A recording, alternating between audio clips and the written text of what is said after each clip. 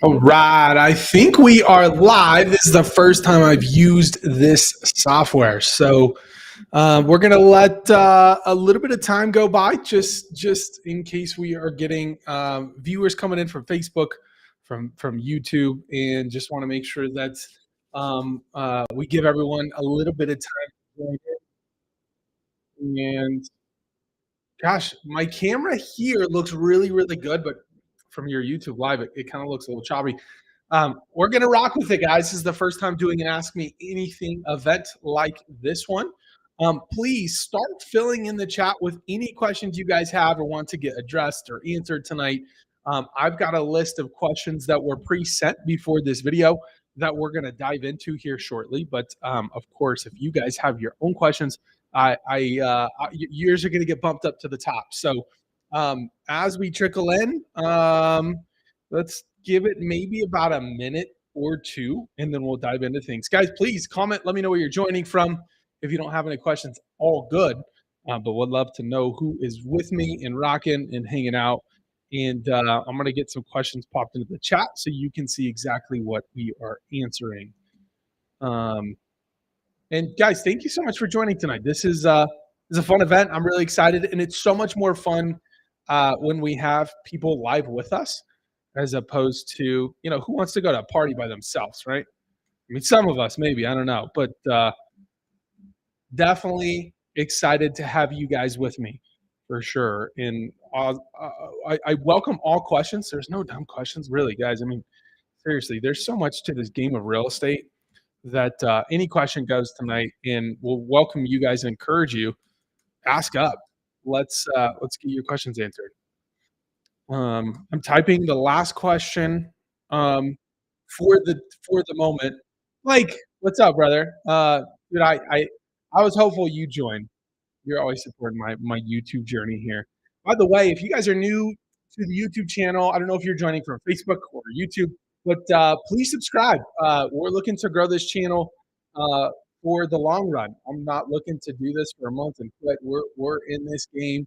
We want to grow the channel, continue to give people really, really good insights and feedback and advice when it comes to real estate. So be sure to subscribe. Robert, it's so good to see your name, man. I'm so glad you joined. I hope all is well in your world, and excited to have you guys here. So if we want to buy at the end of the year, when is the best time to put the house on the market? And what's that process like? All right. So we have a live on Facebook, and then we have a live on YouTube. So I don't know where you're joining in at. But whatever platform you're on, if you submit a comment, we should see it here. But if for whatever reason you're not getting your question answered, or I'm acknowledging you on Facebook, jump to YouTube and vice versa. And let's dive in. If there's no questions, the chat has at the moment. I'm going to start with the questions that came in prior to this. So we can get in, and we're going to go through selling, buying, investing. Should you sell your home versus rent it, the pros and cons, etc. So we're going to have a really good kind of selection here of different questions for different folks. First one up, you guys could probably see this at the bottom of your screen. It says pros and cons of renting versus selling your home. So if any of you guys know me, you know we did this. My wife and I, we've done it twice, actually, believe it or not. Our first house we ever bought, we ended up keeping it as a rental, and then we ended up purchasing the new primary house. And then we just recently, in September of last year, chose to rent that house out and purchase a new primary. As far as pros and cons go, I'll do my best to keep this somewhat succinct without, taking 20 minutes like I tend to do when I answer questions. I think if I start with pros, one, I think having rental property is an incredible way to build wealth. And especially if you're in a really good cash flow position right from the beginning, that's a pro, right? So building wealth, not to mention that rental income can offset some of your new payment being that we're in a high rate environment to where it might be as if even though the rate's at 6.5%, since you're renting and cash flowing, and if you equate that income to a reduction of your monthly payment, then you can it's almost like buying at a 4% rate or whatever the case may be. So those are two pros. Pros of renting. Um, so we got building wealth. We've got offset your new mortgage payment.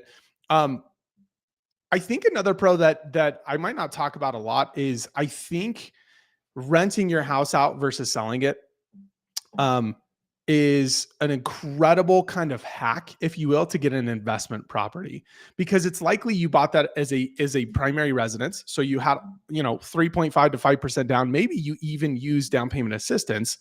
And to go buy an investment property, especially in a high rate environment, you're likely upwards of 15 to 20% down, and so it's a really really advantageous way to build a rental portfolio. Not to mention on the next home you're buying. So if you keep your house as a rental and buy a new one as a primary, you're purchasing that new one as a primary residence. Therefore, again, you only need anywhere from 3 to 5% down on a conventional loan, 3.5% on an FHA. And so again, it just becomes a very attainable and approachable way of building a real estate portfolio, especially in today's market when, we're in a high rate environment. So having to save up 20% to go buy an investment property, even if you do here in Colorado, it may still be hard to cash flow. So those are some pros. Now some cons. You got to deal with renters. And it's an added inconvenience in your life at times, right? You've got to show the house, you've got to find a lease, you got to learn, landlord and tenant laws.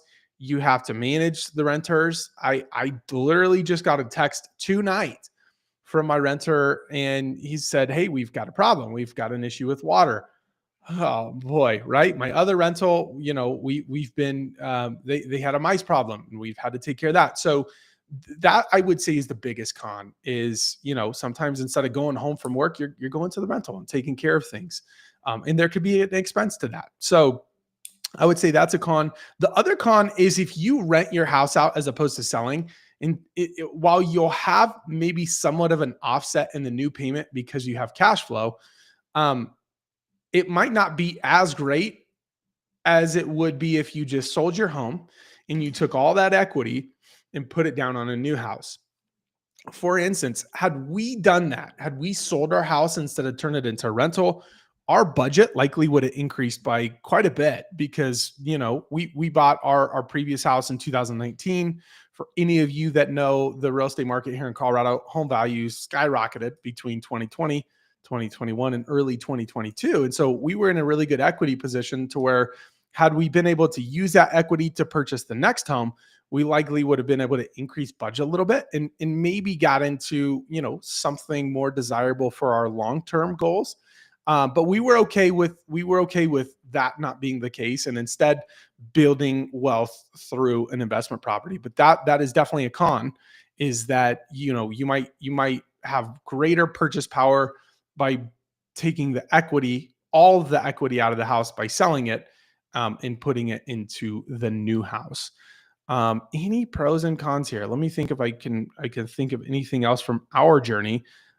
Look, one of the tough parts about us renting our last house and buying a new one was the move. Like it's not like we just moved out and cleaned and we were done. It was like we moved out, we kind of cleaned, but as we were unpacking in the new house where I'm sitting now, we were, still going back and forth to the rental and cleaning it and doing paint touch-ups, et cetera. And so it was a lot of work in that month to two, not to mention like we had to get a renter in there right away because we didn't want to pay double mortgages, et cetera. And so there's some things to think about if you're considering renting versus selling your house out. Now, I'd say one of the rules of thumb is if you're not cash flowing on your rental, then, I think it would probably make sense to sell. And so that's what you would really want to do, is just have, whether it's myself or another professional, run you a rental analysis and a home analysis at the same time so that you can see kind of where numbers lie. And then ultimately, that'll help you in the decision making process. But those are some pros and cons. If you guys have any other questions on that, throw them down in the chat, and would love to answer them. And whether it's about pros and cons of renting versus selling, guys, ask any question. Otherwise, we'll keep going down the list of the questions that were submitted to us before this show. Next one up. How much equity is realistic to be in a position to sell? Really good question. This came in to me. Blake, I see your question here. We'll get into that shortly. Thank you for asking. And such a good question. For this one, how much equity is realistic to be in a position to sell? Really good, great question. This came in from a first time home seller. And I think it's very valid. It's like, how much equity do we need to be in a realistic position to actually sell the house? There's so much subjectivity here in that, it's not one size fits all. Depending on your lifestyle and circumstances and why you need to sell, that might very well, change that number. For instance, if you're getting relocated for a job and they have really, really great incentives for you to move, you might be okay taking a little bit of a loss in your equity. Whereas if you don't need to sell, then, I would say general rule of thumb is we at minimum want you to break even. And in order to kind of figure out those numbers is you could take what you think your house is worth, the purchase price, minus, I'd say roughly 6%. I'd say that's conservative-ish. If you really want to be conservative, say 7%. It's likely the cost of selling a home will be less, if not much less than the 7%. But if you want to be conservative, I would say as long as you have that much equity in your house to cover all selling fees, that will kind of help you figure out what the fees are. And then from there, you just backtrack. So you take the price of your house minus 7% in fees. You want to at least have that much equity to break even. And then ideally you have more. Like ideally, I'd like you guys to walk away after fees of selling a house with a ton of equity that you could put on the next house or pay off debt or just have in your bank account as savings or an investment, etc. But I'd say that's the bottom, kind of the bottom line or benchmark that I would shoot for to make sure that you actually break even. And again, 7% is very conservative, guys. Like if you have 7%, you're in really, really good shape. You might be able to get away with it closer to 5%. And if you have a really good high-level professional as an agent, they're going to help you work through numbers to see what's possible for you. Because if you're in a situation where maybe you only have 4% equity and, you need to look at options as to how do you sell without it costing money out of pocket as opposed to equity, a realtor should be able to guide you through some options there. You're welcome. Thank you so much for joining. It's so good to see you here, and thank you for asking the question. I hope that was helpful. I do. Blake, your question, back to the rental. What is the best process of vetting renters for your rental property? Man, I think there's so many different rule of thumbs out there.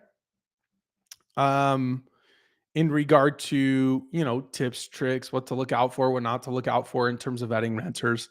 I think first and foremost is just checking and being aware of your local landlord and tenant laws so that however you're vetting is not breaking any fair housing laws or just laws in general. But assuming you're going through the right process, I'll give you an example of the process typically used here in Colorado is you'll have them do a rental application. Now, if you have, so I've historically done my rentals via Zillow, and they have an application process. And through that application process, they'll be able to submit the application, and then Zillow has a tie-in with it'll run their background check and then credit check. And from there, you'll have that information handy along with, the income of the potential tenant, their work history, usually some references. That all that information is very, very beneficial in vetting tenants. I would say from my experience, Um, if they have referrals, call them. And I know the adage of like, of course, they're not going to give you their bad references, right? They're only going to give you the best ones. But even still, make sure to call them. This is somebody you're going to get in kind of a business relationship with, if you will, for a year or more. And so you need to do as much vetting as you possibly can. So call all their references. I might even, so long as it's legal in your state, call their employer and confirm employment history. I would absolutely look at credit history, and I would say this: it's there for a reason. Credit is there for a reason, and I'm all for giving people breaks. And there's circumstances that were, where they were just in a situation where credit went lower. But again, it's there for a reason. So be just very cognizant of credit. And then what was the last one I was going to mention? Um, Background check, credit. We talked about references, and then I would say meet them in person, do the showing, and at at at minimum, just use your gut. Like I feel like most of us have, even if you're not the most intuitive person in the world, like we all have gut feelings. We all generally know if something feels right or wrong, and trust that. Trust that. And then the last thing I'll say in vetting tenants is like slow down. Sometimes it can feel, you could feel a little desperate to get a tenant in there, right? Because you want somebody in there paying rent instead of you having to pay the mortgage. But I would say just like it's okay to take just a little bit of time to make sure you're gut checking yourself and doing the proper vetting for a tenant. Um, so there's some tidbits and um, tips. Great question. Thank you for asking. Okay, next one. Okay, so this was a good one that came in. Um, if we want to buy end of year, when is the best time to put the house on the market, and what's that process like? Um, I'm actually going to answer a couple questions here in this question. When's the best time to buy and sell? Um, if you can help it from a market perspective, the absolute best time to sell. And I'm not telling you this from opinion. I am interpreting market trends and just essentially reading what they're telling us. Market trends suggest the best time to sell is between mid February until about end of April. And you could kind of give and take a little bit on both of those, meaning beginning of February to mid-May ish, even end of May, like that's the sweet spot, right? That's the absolute best time to buy or to sell a house. You have more buyer activity. Prices tend to appreciate in that window. Days on market tends to decrease, meaning the time it takes from putting a sign in the yard to going under contract, the time it takes for that to happen decreases. And overall, when you have more competition entering the market, as it happens generally speaking every single time during spring, you as a seller have more leverage, have more negotiation power. And being that you're in an upward trending market, like that's the best time to sell. But not everyone can sell in spring and then buy in October or December, which is when, generally speaking, you're going to find the absolute best deals. It's buying season. Every October and December, I shout it from the rooftops, like it's time. It's buying season. And if I showed you guys charts, in fact, you know what? I think I can share my screen on Restream. Let's do it. So that you guys can see exactly what I'm talking about. It's kind of uncanny how similar these charts are every single year. So let's share this with you guys. And then, again, if you guys have questions as we're rolling through some of this stuff, make sure to comment or put it in the chat, and I'll make sure to get to you. Oh, cool. Okay, so you can see my screen. Let's do this so that I make sure you guys are actually seeing my stats. Okay, let me increase the size of this. Maximize. There we go. Awesome. Can you see these charts? So look, you can see it. Just if we just simply look at average sales price per week, you can see it starts. Um, it typically starts on a downtrend in January, and then it spikes all the way back up and plateaus somewhere around that May to June, and then it decreases in terms of pricing. Now, you could see the same thing play out here in new listings. You have a lot of activity going into spring, and then it plateaus, and then it decreases all the way into January or into December, buying season. Under contracts, same kind of thing, guys. And what we're looking at under contracts here, we're looking at how many homes are going under contract. You can see there's a big increase here in spring, and then it falls off. And this is consistent over 2022, 3, 4, even 21. When we had 2 to 3% rates, guys, you saw the market decrease in terms of the amount of buyer activity, buyers putting homes under contract into Q3 and Q4. And so that's just the way the market works. So in an ideal world, going back to the question here, if you could help it, it would be to sell in spring, find living arrangements until October, and then buy then. But that's not realistic for many people. So if that's not realistic for you, and you're looking to purchase at the end of the year and also sell your home, I would say do it as soon as possible, because the first week of October is better than the second week, and so on and so forth, all the way into December. So I'd rather see you list the beginning of October than the middle of December. And before you do anything in regards to listing, two things. One is get qualified. Get qualified with a high level lending partner, because we don't want to put your house on the market, sell it, all to find out you can't buy anything anyway. So I always make sure my folks are getting qualified right up front. We want to make sure that you qualify for the next home before we even really, do a whole lot of groundwork in putting your house on the market. Second to that,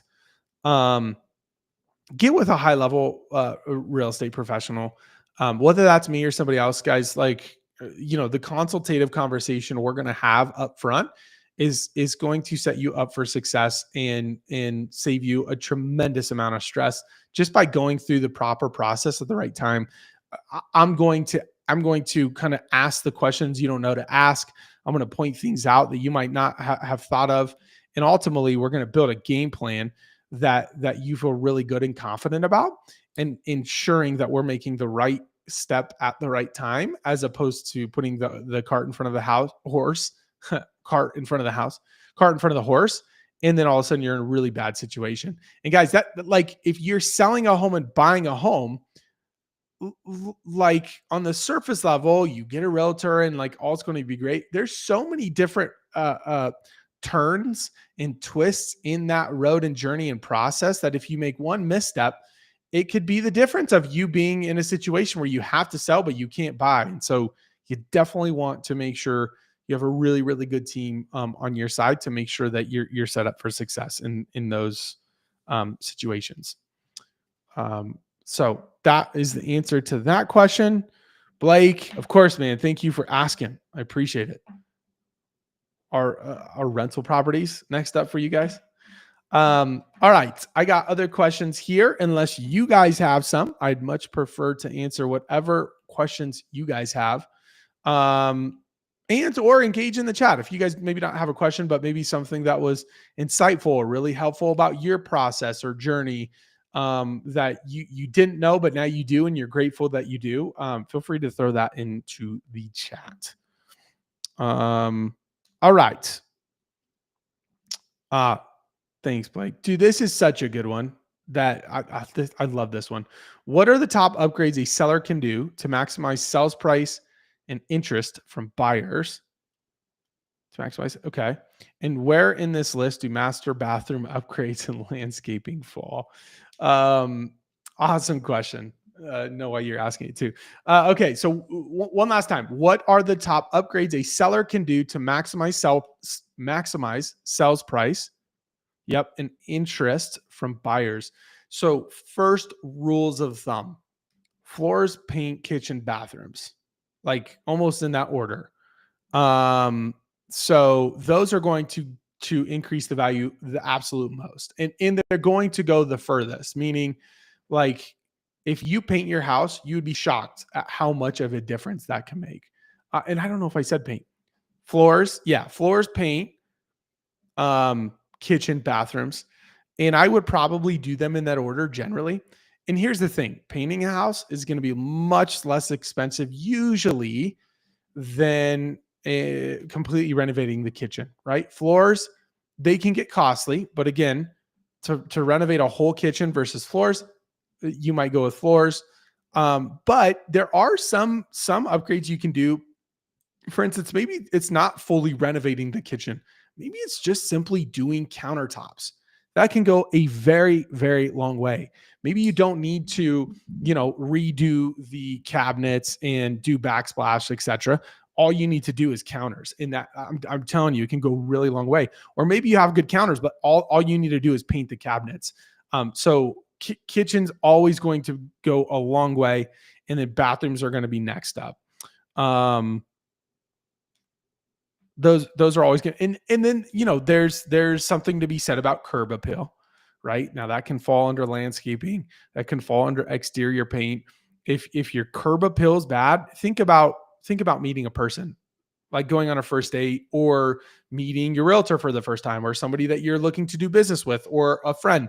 Like first impressions are everything, right? Somebody might make up their mind in the first 15 seconds. I think that's what us humans do. And I mean, it might be a little different for a house, but not much. And so definitely curb appeal. And this one you can do without having usually to fully repaint exterior, fully do landscaping. Like it could just be as simple as like pull the weeds and make it very presentable and clean up really nice. So curb appeal is definitely higher up there in terms of upgrades.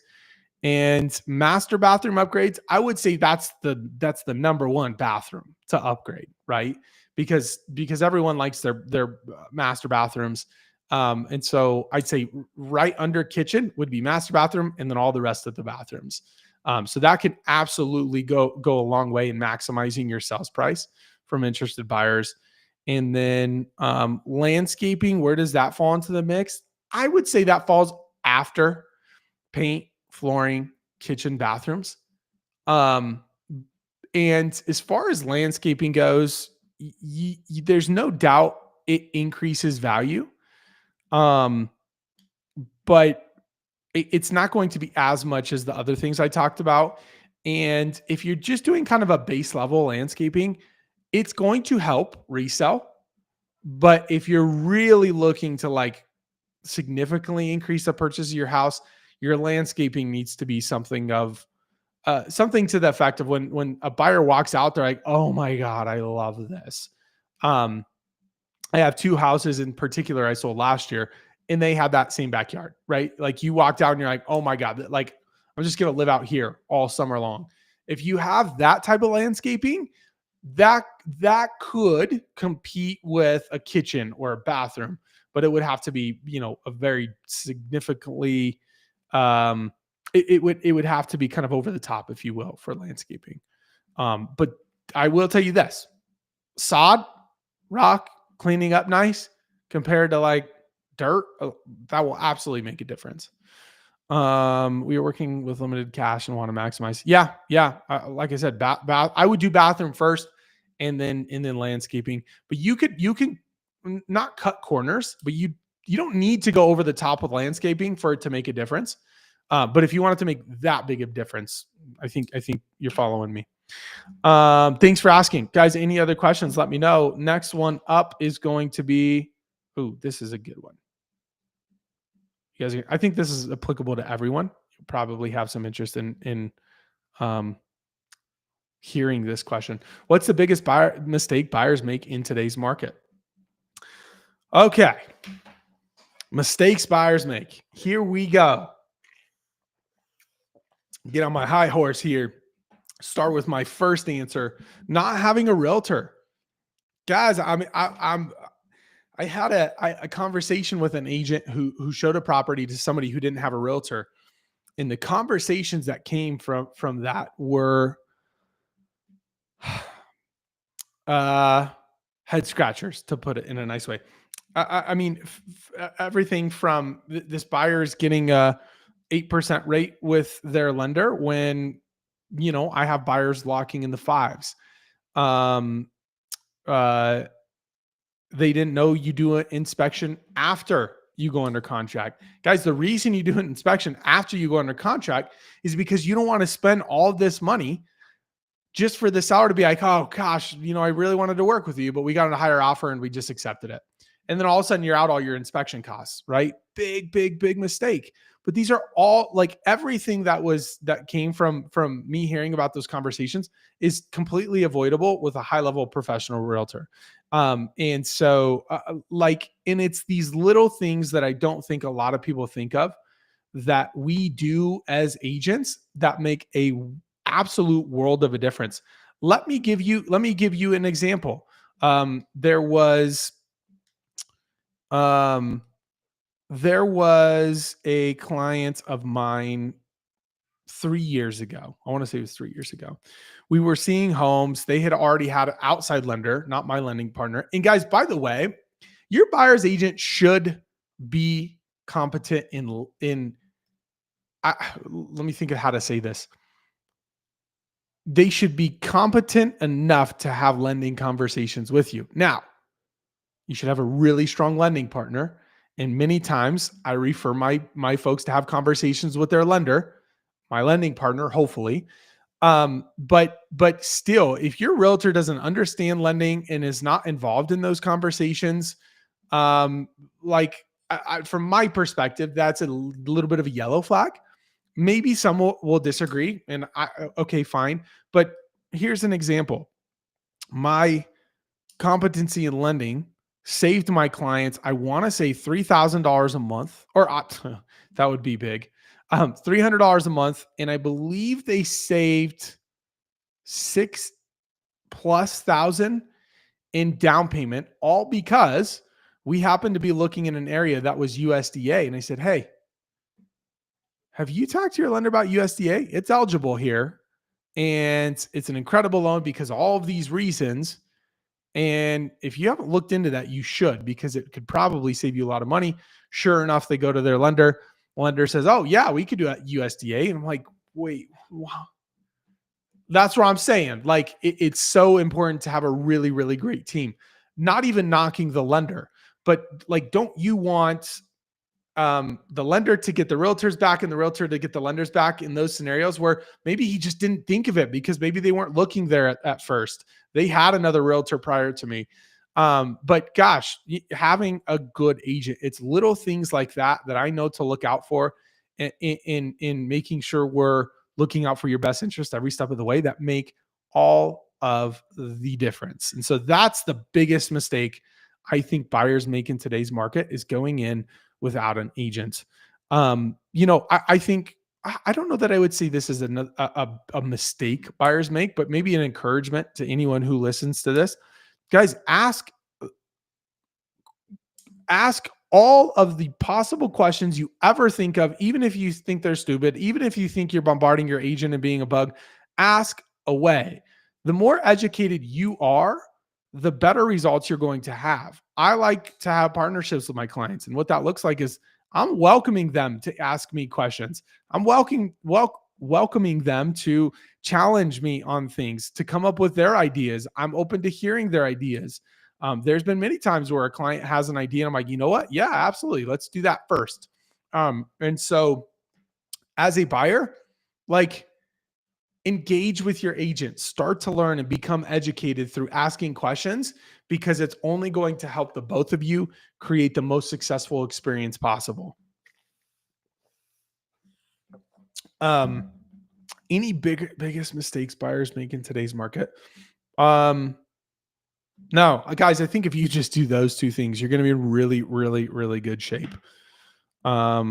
All right, moving along. Guys, thanks for joining. Again, if you're new to my YouTube channel, be sure to subscribe. We're looking to grow this thing for the long run, and I want to do it with you guys.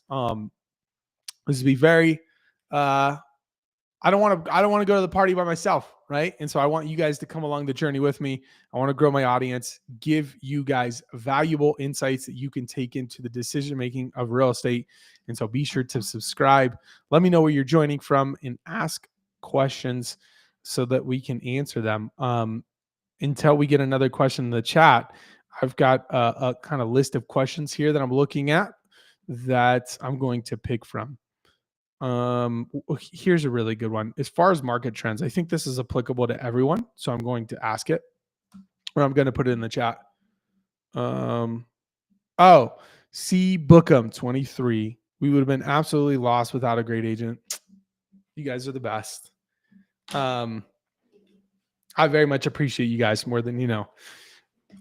Where do you see the Colorado real estate market heading in 2025? Well, look, guys, I tend to be a little bit more pessimistic. And of course, thanks, brother. Thanks for commenting. Thanks for joining, man. I hope this has been helpful. I might, knowing you're in here, I might have another question that might be more relevant to you and what I know about your situation. Nonetheless, this one, where do you see the Colorado real estate market heading in 2025? I tend to be a little bit more pessimistic in my market outlooks than most. I like to kind of poke holes into everything I see. And I do that because I just want to make sure I'm looking at every angle before advising clients, right? And before answering these questions and in talking to folks. And so if you know, everyone's saying, oh, the market's gonna increase, or when rates come down, it's gonna be bananas. I look at and try to poke holes into that. And so just know, like, I'm a very, pessimistic type of outlooker when it comes to the market for that reason. And I like to look at the full picture when I'm looking at market. I'm going to share with you something that I think is quite relevant that I'll be able to articulate without spending 30 minutes on it. That will give you a really good understanding of the market without you having to read economic reports, etc. This one thing is something that if you just understand, you'll always be able to kind of tell what the market's doing, what to expect, etc. So where do I see the Colorado market heading in 2025? Quite frankly, here's my prediction, if you will, which I have no business making, and none of us actually know what's going to happen. I think we're going to be in a kind of boring market for the next 3 to 5 years ish, or until we see any significant improvement in rates. But what's happening in today's market, and the thing that if you guys just understand this, you'll always understand the market is dependent on supply and demand. Supply is inventory of homes, and demand is how many buyers are out there buying those homes. In COVID, 2021, 2022, when rates were 3%, everyone was buying homes. Even those people that didn't really want, they didn't really need to move, but it was kind of like it would be cool to upgrade. They upgraded. Like in this market, that's not really the case because we're in a high rate environment, but everyone was buying homes. So we had a ton of buyer demand and inventory was at all-time lows. And so because you had so many people waiting in line to buy this one house, they were willing to overpay and that shot prices up. But if you have a ton of inventory and you have one buyer, well, these prices need to come down in order to entice this buyer, and you get pricing down, a downward trend on pricing. Right now, we're at a barely healthy balance, in my opinion. And I'll show you some stats to kind of outline this. And this will make a lot of sense for you guys. I hope if I do my job correctly, you guys will really find some value in this. So let's go back to inventory. Okay. Inventory. If you guys can see this is inventory trend from week 1 to week 53. So January 1st to December 31st, 2020, 21, 22, 23, 24, 25. Let's go back and look at what I was just talking about. 2020, we had high inventory right around those COVID days, high inventory relative to 21 and 22. And then all of a sudden rates came down, right? We were kind of sitting around like a 4 to 5% here. and then rates started skyrocketing down to threes, 2%, and you had all these buyers eating up this inventory to where 2021 all-time lows. There were literally no houses to choose from. You saw a little spike seasonally in inventory, and then 2022, same thing happened. But guys, guess what happened here? Interest rates went up. Okay. When interest rates came up, it took buyers out of the market, therefore less demand to buy this inventory up, and inventory increased. Now, what happened in 2023 and 24? 23, relatively the same in terms of inventory of 2022, but 24, we saw a big gap in between the inventory trends to where we had almost a 10-year high in inventory last year in 2024, and we're trending in that same direction in 2025.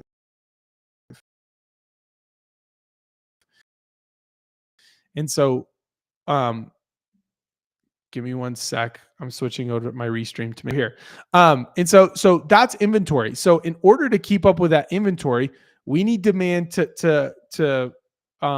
we need buyer demand. If we don't have buyer demand, guys, and this inventory trend continues here, we're going to be in trouble. And by trouble, I don't think we're going to be in a crash by any means, but I think home values will go down because they can't not. If you have inventory that's not selling, and let's say you have 10 houses for one buyer, those houses are going to need to come down in pricing.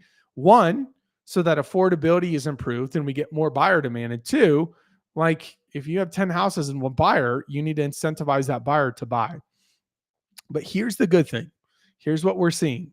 In 2024, when we saw that big gap of inventory, we also saw a big increase in showing demand. You see this gap right here? That's the gap in between the showings a week were occurring. And this is like we were at 12,000 in 2023. We were at 23,000 in 2024. So the showing and buyer demand kept up with the inventory increase. And so therefore, we're in a healthy, balanced market. And then you've got a trend line here in 2025 where showing activity is at time highs. I mean, we're almost back pre-pandemic levels.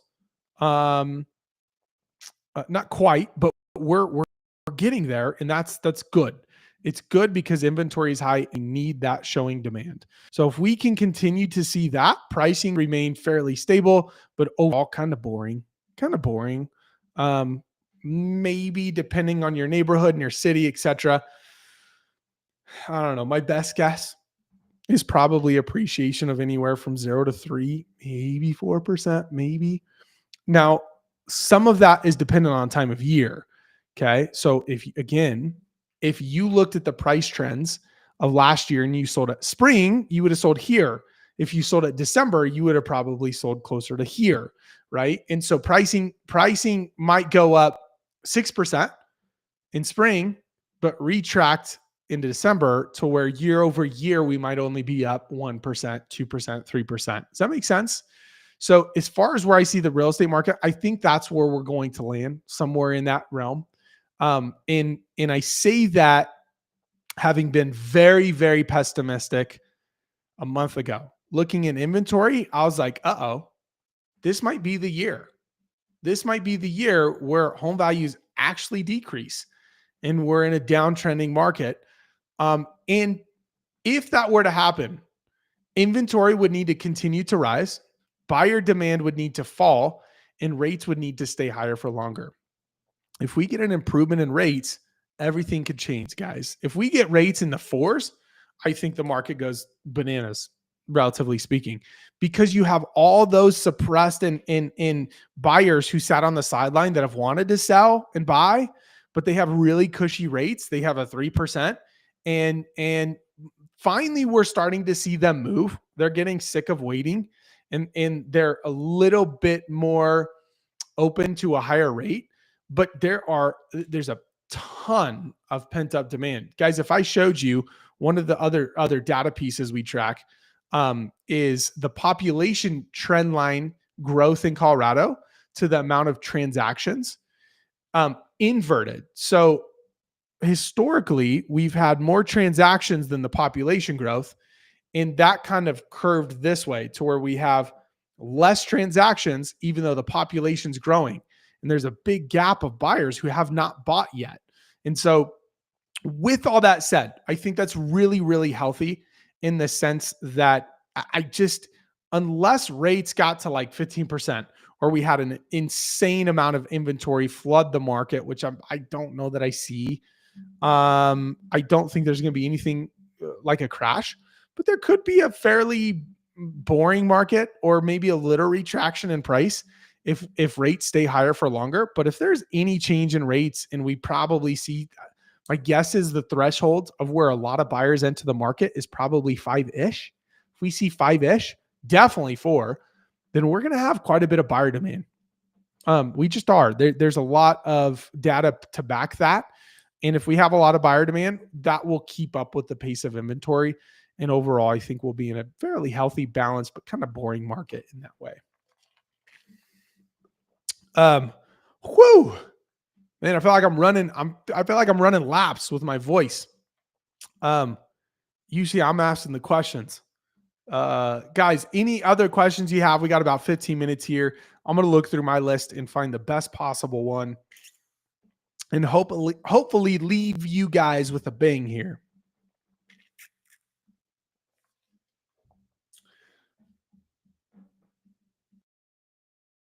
Okay. Here's what I'm going to do. I'm going to rattle off a couple questions. If one rings your ear, let me know in the comments. Otherwise, I'll pick one. Is it? Oh, thank you, brother. Oh, cool. 2 questions right off the bat. Let's go. B Markin, we'll start with you. You slotted in there. First, is new build housing outpacing the population growth? No, it's not, Blake. I need to look up my stats, but I think we're still quite underbuilt, actually. In fact, I literally just looked at this today. Let me think.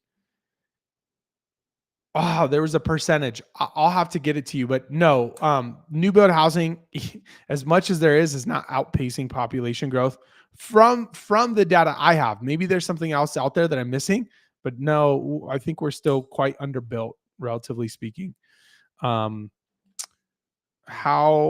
fact, that's kind of what I'm talking about. It's like, amount of transactions total, including new houses, is down relative to population growth, whereas historically we've had more transactions than the population growth. So there's a bit of pent-up demand there.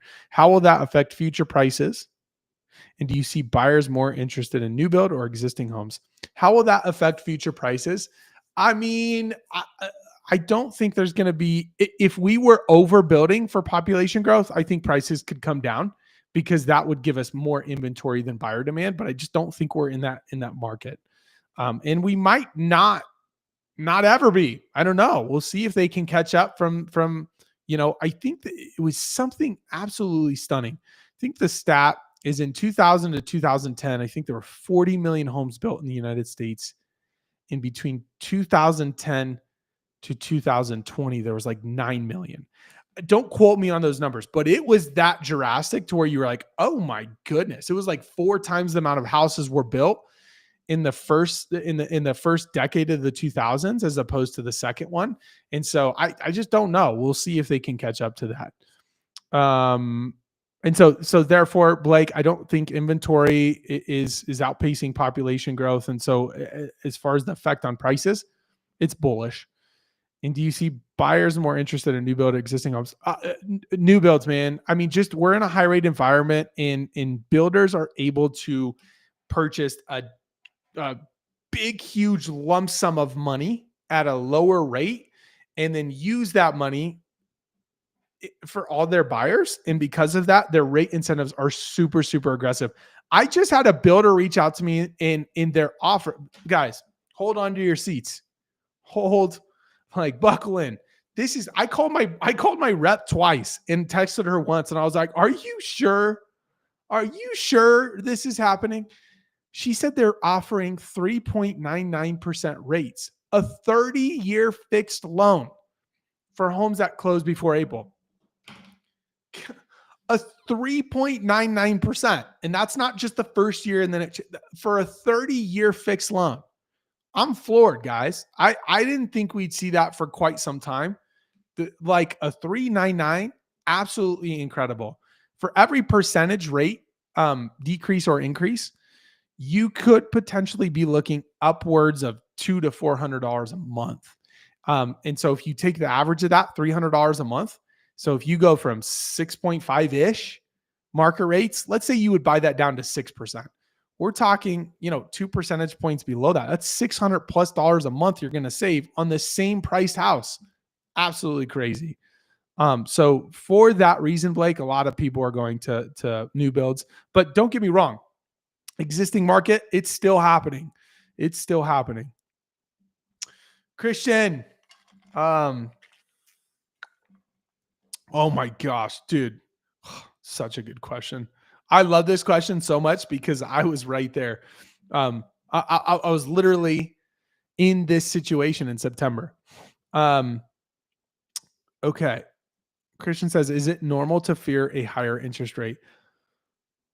1000%. We were looking passively for like 2 years, and I don't know if it was my ego or what, but it's kind of like that. You know what it is? We all know what we could afford it, but like, could we comfortably with still remaining our lifestyle? Like, could I do it? Sure. But there's that number that's like, I could do this and I would feel comfortable enough to move forward. And so for me, I was kind of playing that game of like, I could do it, but when I got real with myself, I was like, no, I wouldn't. I could, but I wouldn't. And even if I did, I'd feel quite uncomfortable and it would be tight. And what I mean is that monthly payment because of that rate. And so absolutely, it's normal to fear a higher rate. It finally took us, like I said, 2 years of kind of passively and actively looking, me thinking we would do one budget, not the other. But what I realized is I was afraid of the rate. I was afraid of a higher payment. And once I got comfortable with what that number is to me and got real with it, instead of like, oh, I could do that, like I got real with what's my actual budget though, that not only I could do, but I'd feel comfortable enough that I would actually move forward. Once I got clear on that, I stopped fearing it as much. And I just accepted it. I was like, okay, cool. Here's my budget, period. We stuck to that. We ended up finding literally the perfect house, brother. I'll have to have you guys over. It's fucking awesome. Excuse me, French. But prior to that, for 1 year and 8 months, yeah, dude, I was fearing a higher interest rate. So I think it's very, very important to just really consider, what is your budget? What is that number that it's likely going to be a number that you don't love, but you're comfortable enough with that uncomfortable payment that you'd be willing to move forward. That's kind of how it was for us. And like, it took us 2 years. I didn't want to leave my payment, right? I was in a 2.75% rate. My payment was almost laughable. And to almost literally double it. However, when we offset our new payment with the cash flow of the rental, it was really only $1,000 more a month that we're paying total. So that was a little easier to gut, but it was like double the payment that we were at our last house. And so absolutely normal to fear the interest rate. The only way to beat fear is just get clear on what is that uncomfortable number that you're comfortable with and stick to it. That's what we did. And our payment's high. I don't love it by any means. In fact, I think it's too high sometimes, but it's doable. We're good. So I hope that helps. Bookman, next time we are shopping existing homes in hopes of better neighbors, it's a hard thing to pinpoint in new builds. You're so right, you're so right. Book them. That's your YouTube name. Next time we were shopping existing homes in hopes of better neighbors. Yeah, look, existing homes, new builds, it's a crapshoot. I wish we could pick our neighbors and choose. That would be great. Because that can make or break it. It sounds like you guys don't have the best neighbors. That kind of stinks. But man, like, you could go into a different new build community and get the best neighbors ever. Your new lifelong best friends. It just depends. Our last neighborhood, absolutely loved our neighbors. It was like the perfect neighbors. It sucks. To this day, I'm like, if I could have just brought that with me. Our neighbors here aren't bad. They're fine. But like we really loved our old neighbors, and that makes a difference. Um, B Markin, great rate, right? 3.99, bonkers. Robert, do you see new home builders offering more incentives due to higher interest rate? Absolutely, Robert. Yep, 1,000%. Builders are aggressively offering incentives. In fact, Robert, I kind of expected new builds to kind of lessen some of their incentives going into spring, even early this year. Generally, what happens is Q4, the market's really slow. It's a year end for a lot of builders. They're trying to, make their numbers look as best as they can. They're going to offer the best incentives all year in Q4, but they've continued that even until February. Like I said, my builder set a 3.99% rate until for all homes closing for April. So I was floored. I'm kind of shocked they're still offering as aggressive incentives as they are, but you are exactly right. It's due to higher rates and they need to attract buyers. If they didn't have the rates they have, I don't think builders would have near as many home sales as they have in the past 2 to 3 years. It's almost something they're forced to do in order to incentivize buyers to buy enough for these builders to keep going. Great question. Awesome. Cool, man. I'm glad you could relate, brother. It took me some time to really get over the fact that I'm going to jump into a higher rate, but it was time for us. We wanted to first build our rental portfolio. Best way to do that was to turn our current house into rental. And man, we've been again talking about it for 2 years. We finally got clear on budget, and then we got clear on what we actually want in a new home and what we were and weren't willing to sacrifice for deal breakers. And I'm not kidding you. 2 months later, we were in our home. Like once we got clear, the right home appeared. I think it was like 2-3 weeks later. We got it under contract, and yeah, here we are, 6+ months later. So great questions, guys. Anything else you guys have questions on? We've got about 3 minutes here. I might stay just a little bit longer, especially if we got questions coming in. But let's end with at least one more question. If it's not for you guys, I'm going to read my list here.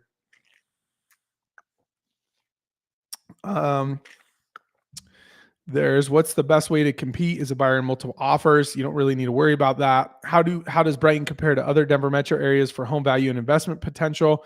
Great. I love Brighton. I really do. I think you get more bang for your buck than many suburbs.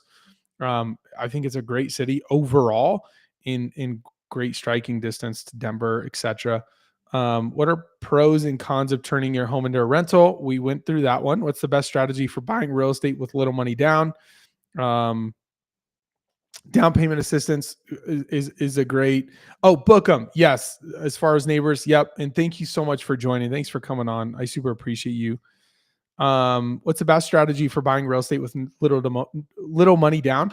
Guys, if you're buying a primary, generally 3 to 5% is what you'll need for down payment. And a lot of people can qualify for first-time homebuyer programs, although those aren't always the best option if you have the 3 to 5% down. What's the biggest misconception about getting pre-approved for a mortgage? What can I do now to prepare to buy or sell in the next 6 to 12 months? 25th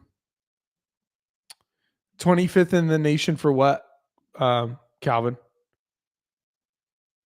Or Brittany, whoever's on. What are here, this, I think we're going to end on this one unless you guys have any other questions. I'm going to answer 2 of these.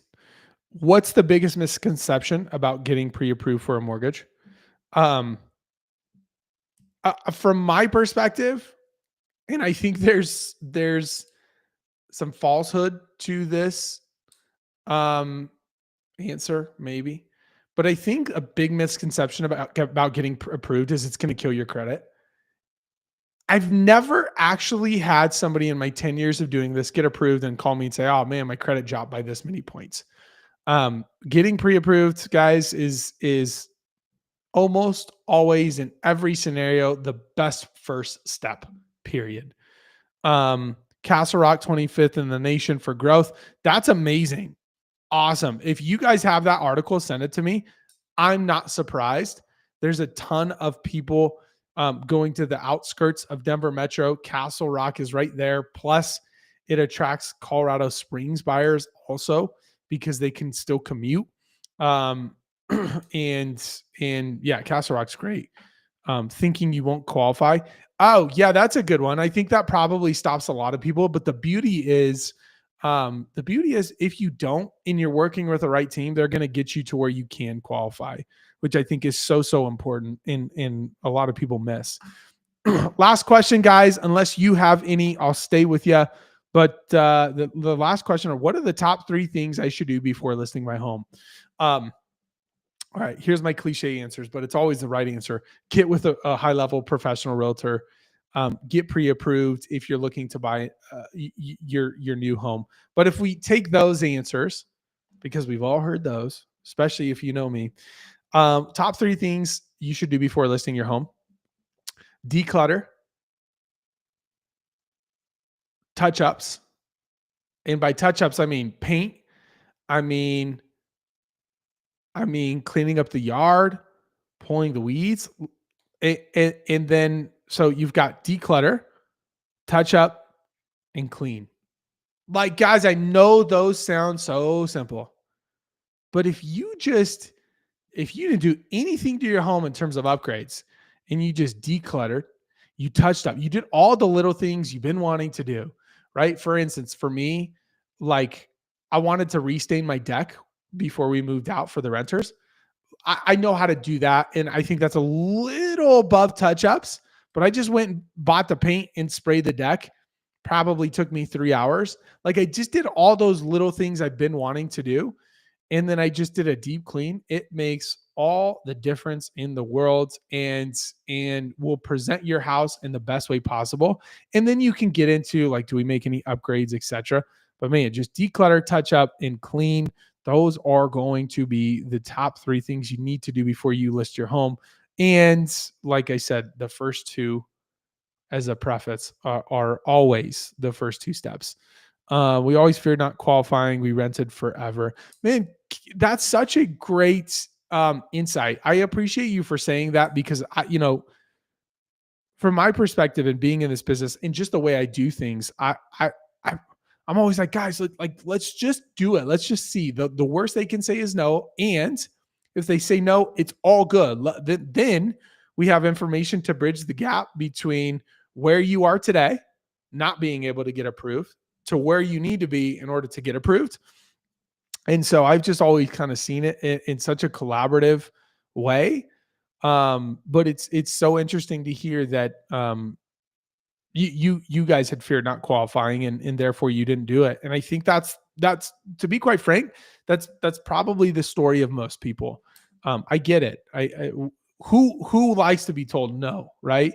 And unfortunately, I think a lot of lenders do that. They say no instead of, hey, you don't qualify yet, but here's what we need to do. We literally just did this with a buyer this week, actually. Me and my lender got on the phone call. That buyer did not qualify today. And we said, cool, all good. Here's the roadmap. Here's what we need to do to get you to where you need to go. So guys, thank you so much for joining. Really, I can't express enough appreciation for you guys. Means the world. I can't wait till we jump on here and we've got 100, we've got 1,000 people on these events. You guys are my, I was on stage with 6 people in the room. You're at the ground level of this. I really so much appreciate you guys. And man, any other questions?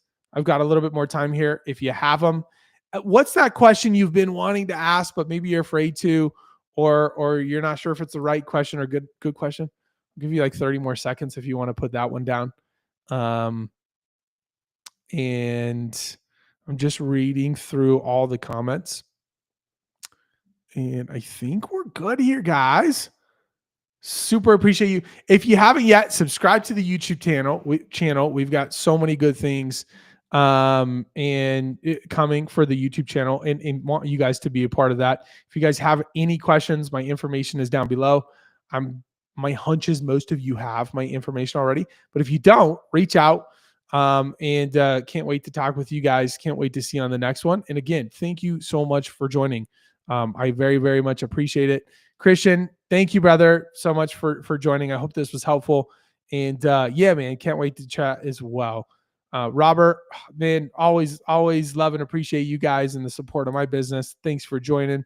Can you borrow $20? Blake, no, you can't. But I'll buy you a beer anytime. Bookums, thanks for joining. All right, guys. Again, I very much appreciate you. We'll catch you on the next one, and have a wonderful night. Enjoy this nice weather. Wow, this has been amazing. Guys, I joke, like if we have this good of weather, all throughout February, March, April, like Colorado real estate market would be on fire. Like no one would not come here if we had 60-degree weather in winter. Holy